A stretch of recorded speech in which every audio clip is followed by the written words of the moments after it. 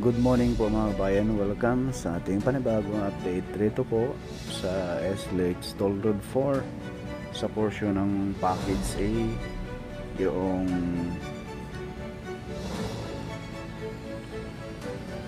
putol rito mga bayan na hindi sa ngayon po ay wala pang improvement, hindi pa rin magalaw-galaw yung mga private na mga lupain at mga kabahayan na matatamaan itong SLEX TR4. Yung kaharap natin, ayan na po yung Macban Interchange mga kabayan. Ayan po, dyan sa unahan, yan na po yung Macban Interchange. Dito sa ating baba, yan po ay putol papunta roon sa barangay San Bartolome.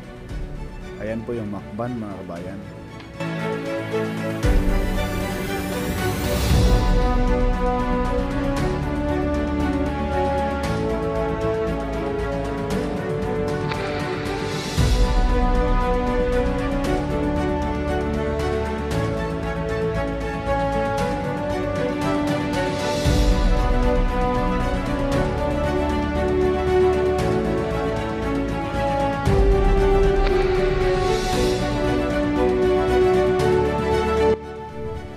Yan po yung putol mga bayan sa ating baba, no? Ayan po, hanggang dyan lang po yung tambak papunta doon sa mismong Macban Interchange. Mula dito sa Macban Interchange mga bayan, papunta doon sa mismong barangay sa IMSIM Calamba City, Laguna, ay yan po yung sakop sa Package A, no? Na may habang 11.32 kilometers mga kabayan.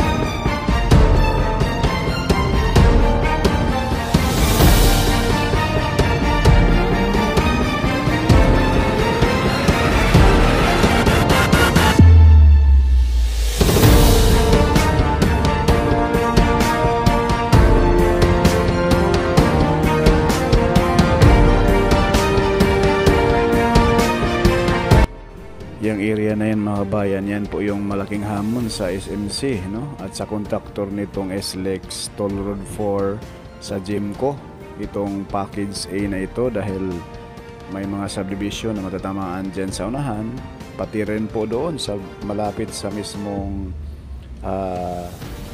Package A Interchange, may isang subdivision din po doon na hanggang ngayon ay hindi pa magalaw-galaw dahil siguro sa right of way mga kabayan.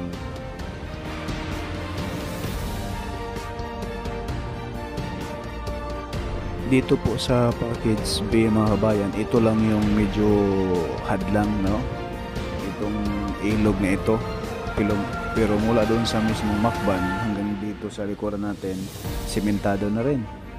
At dyan sa unahan, simentado na rin mga kabayan.